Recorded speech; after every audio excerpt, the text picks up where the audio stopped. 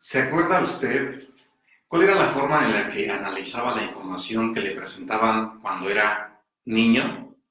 Cuando usted era una persona pequeña que estaba recibiendo instrucción de todas las figuras de autoridad, así sean los padres, los hermanos mayores, los libros, los profesores, los líderes religiosos, etcétera.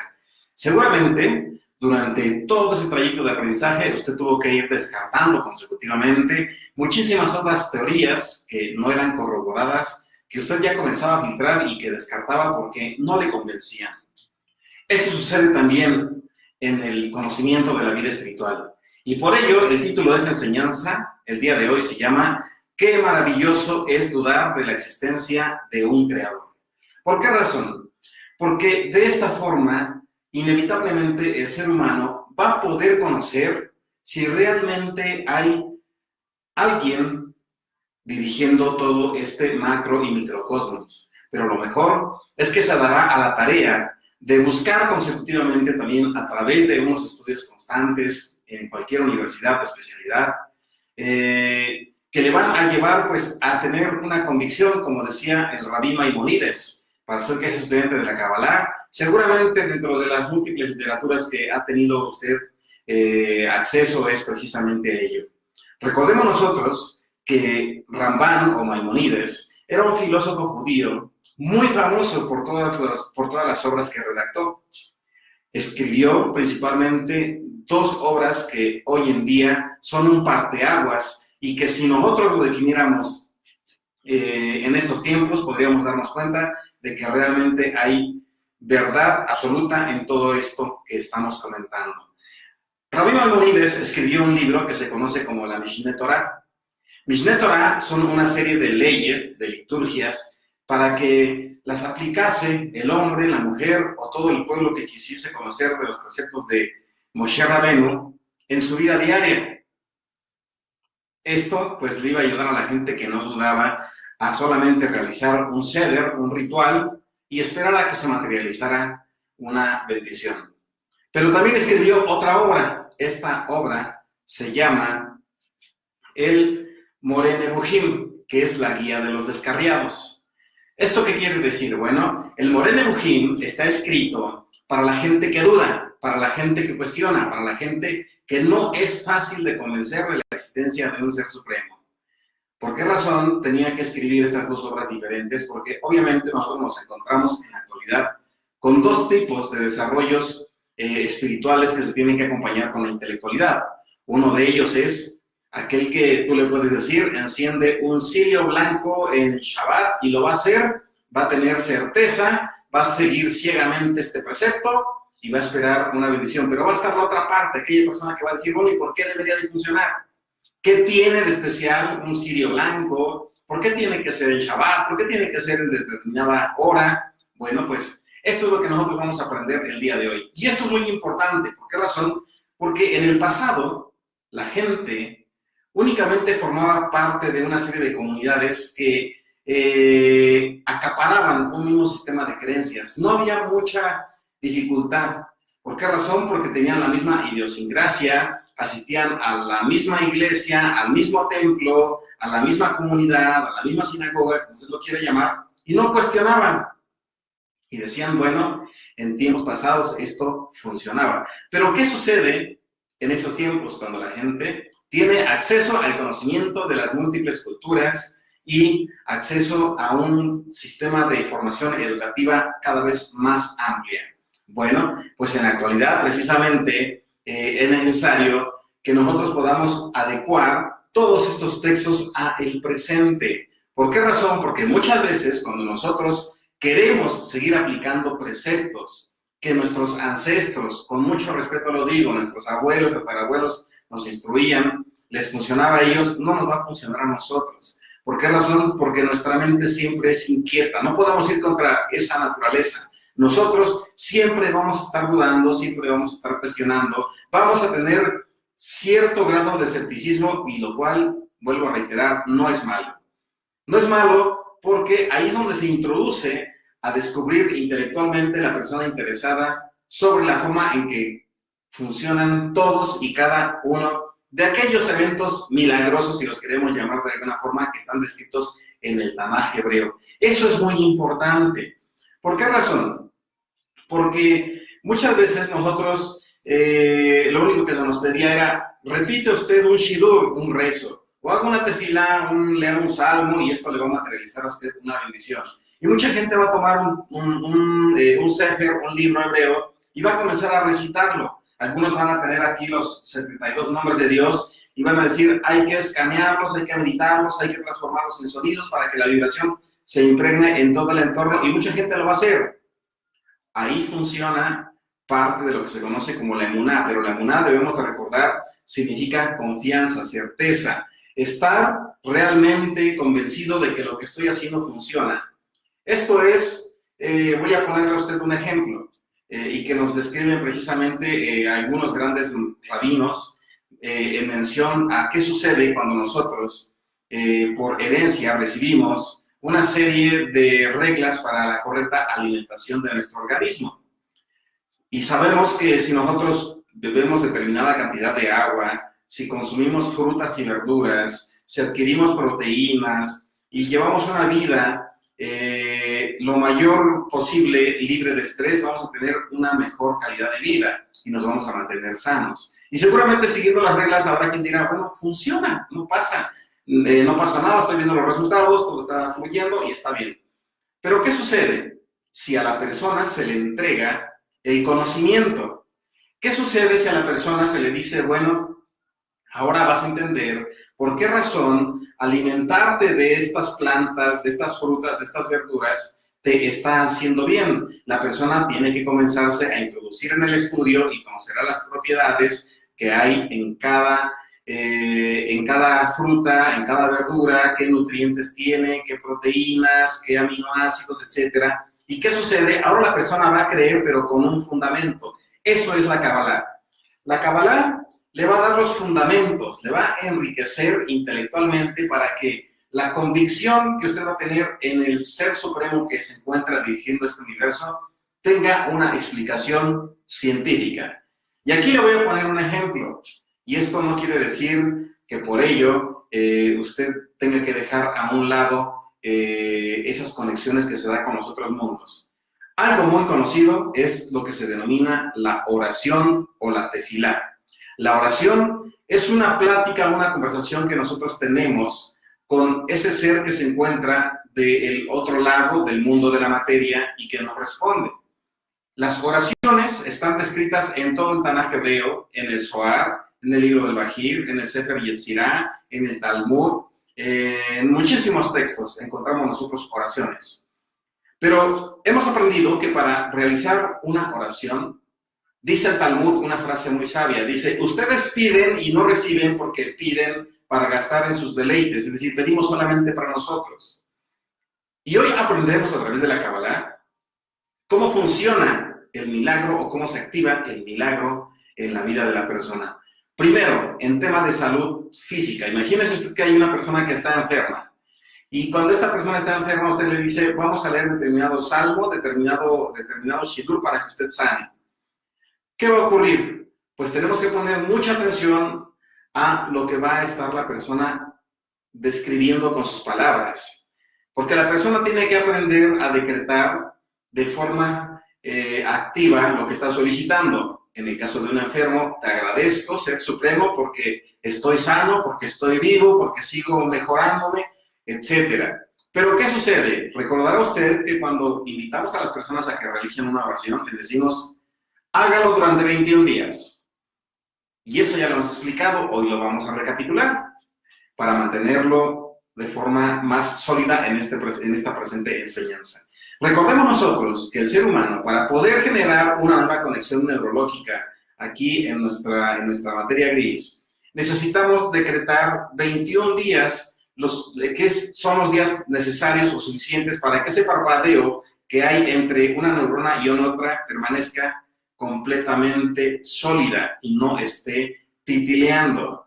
Esto es muy importante. ¿Por qué razón? Porque cuando nosotros convencemos a nuestro cuerpo a través de nuestras palabras, a través del sonido, de que estamos sanos, nuestro cuerpo va a reaccionar exactamente de esa forma. Usted lo sabe muy bien. Yo sé que muchos de ustedes han estudiado algún tipo de carrera técnica o son médicos. Algunos de ustedes sé que también son terapeutas. Y ustedes saben muy bien que cuando una persona psicosomatiza un dolor, lo materializa en su cuerpo. Y lo hemos mencionado anteriormente para aquellos que nos han acompañado, que son jefes de enfermeras y trabajan en hospitales. Les hemos mencionado que muchas veces la gente lo único que necesita es recibir una pastilla y creer que esta pastilla le va a sanar. Es decir, se le da un placebo. Y ahí se genera pues la sanidad inmediata. Esto quiere decir que nosotros tomamos conciencia de que nuestro cuerpo tiene la capacidad de recuperarse.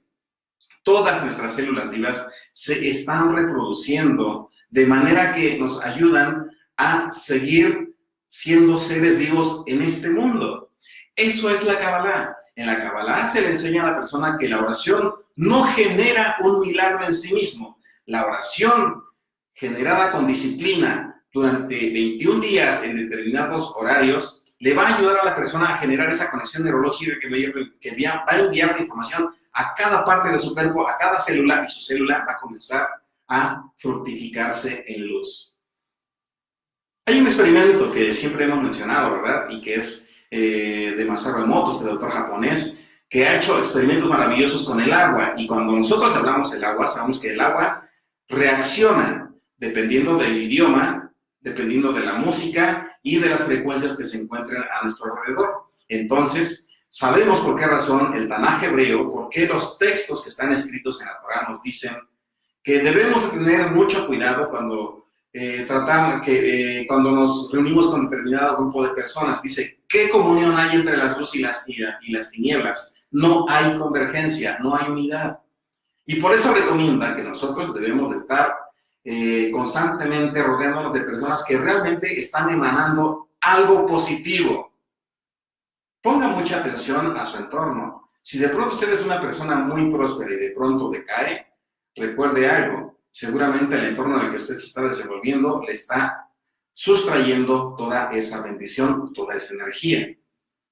Por eso, no es que la persona que comienza a conocer cómo funcionan las energías se comience a apartar porque quiere, comienza a ser más selectivo.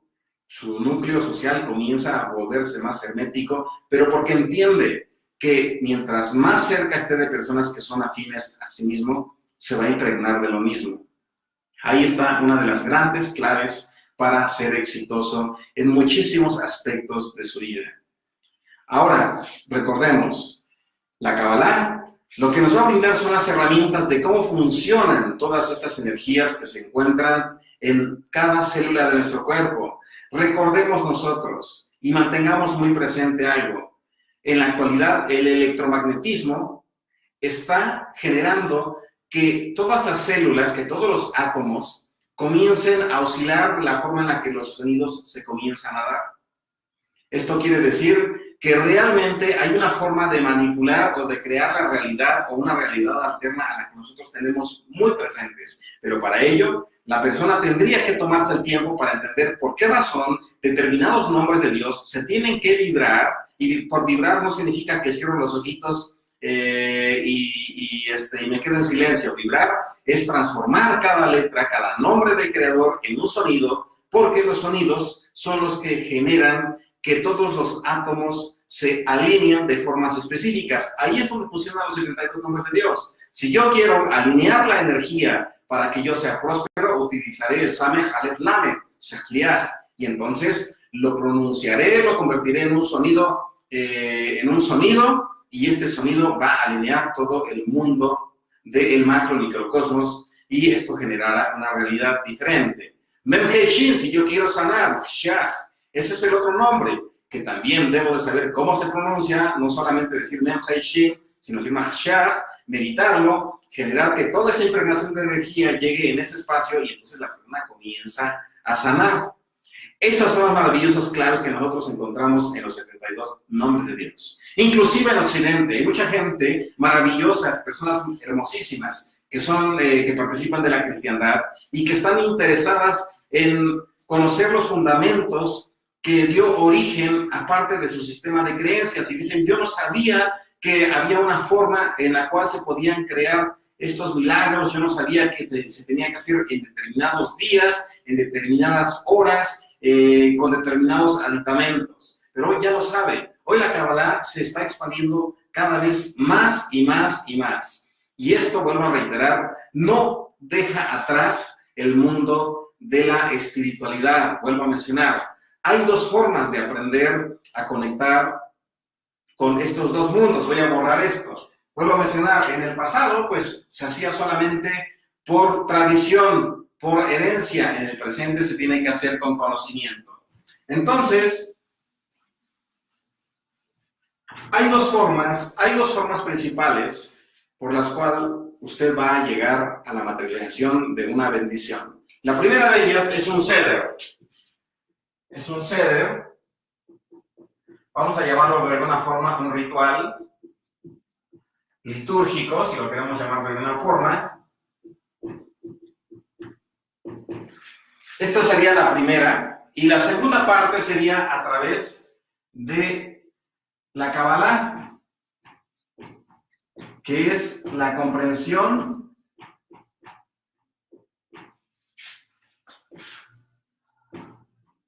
científica. Esto quiere decir cómo funciona. Es decir, aquí podemos leer el salmo que querramos durante 21 días y va a ocurrir. Es ese camino más sencillo. Pero si usted es una persona escéptica, lo cual vuelvo a reiterar no es malo, entonces usted tendrá que acercarse a la Kabbalah y entender científicamente cómo funciona la lectura de un salmo. Y de esta forma nosotros unimos lo que se conoce en la Kabbalah, en el Etz Haim, en el árbol de las vidas. Lo que unimos aquí prácticamente es Binah con Jochma. Es decir, esto representa la sabiduría y esto representa el conocimiento. Es decir, que Jochma y Binah representan al hemisferio derecho y al hemisferio izquierdo. Esto es lo maravilloso del árbol de la vida y el conocimiento de la Kabbalah, que le da las herramientas a la persona que quiere creer en un ser supremo más allá de la superstición, las herramientas necesarias para poder consolidar esa búsqueda. Así que abra el día de hoy esa posibilidad de aprender un poco más desde una perspectiva diferente sobre el conocimiento de este ser supremo. Recuerde algo, dudar de la existencia de un creador no es malo. Al contrario, esto le va a llevar a usted a liberarse de un sistema de creencias que ya no están siendo aceptadas ni siendo procesadas por su nivel intelectual. Usted es una persona que en la actualidad tiene acceso a mucha información, seguramente es universitario, tiene alguna carrera, maestría, posgrado, doctorado, etcétera. Pues si usted está formándose en este tipo de enseñanzas, seguramente descubrirá que la Kabbalah, al ser un estudio que nos lleva a conocer el todo de cómo funciona esta realidad, le permitirá conocer y reencontrarse con esa inteligencia suprema desde una perspectiva científica, analítica, que no deja de lado a lo tradicional, pero que sí lo explica. Bien, como siempre, pues es un gusto saludarte. Si te ha gustado este video, te pediría que nos ayudes compartiéndolo. Compartiendo este video nos ayudas y tú te ayudas también a ser parte de la luz que está llegando cada vez más y más lejos, a más lugares, a más personas. Bien, pues voy a saludar a todos aquellos que pues, nos están saludando en este momento. A Carlos Michao, Levi Canales, Raquel Méndez, Shalom. Saludos desde Florida. Shalom, Laura, bienvenida. Jiménez Nancy, Laura Sánchez, Alicia Alcántara, Michelle Nájera, Alberto, Carlos, Mirna Hernández, Maritza González. Que Baruch Hashem los bendiga a cada uno de ustedes. Mando un abrazo a su alma, a su corazón, y que la petición que en este momento estés tú levantando al Creador sea escuchada. Recuerda, necesitamos ser disciplinados y constantes. Esfuérzate, sé valiente. Ese es un texto que encontramos nosotros en la Torá. Y cuando se dice esfuérzate y sé valiente, significa mantente. Cuando tus fuerzas se han acabado, tienes que esforzarte. Y ser valiente se da únicamente cuando nosotros sentimos que la batalla se está perdiendo. Ahí es donde se materializa la bendición del Ein Sof, de la energía infinita, del Ser Supremo, o nosotros conocidos como Kadosh Baruj Hu. Mando un abrazo tu alma, que tus ángeles te acompañen cada vez que sales, cada vez que llegas a tu hogar y que guarde al más pequeño que habita en tu casa, así como al más grande de días. Que la paz de Baruch Hashem sea contigo. Gracias por compartir y hasta pronto.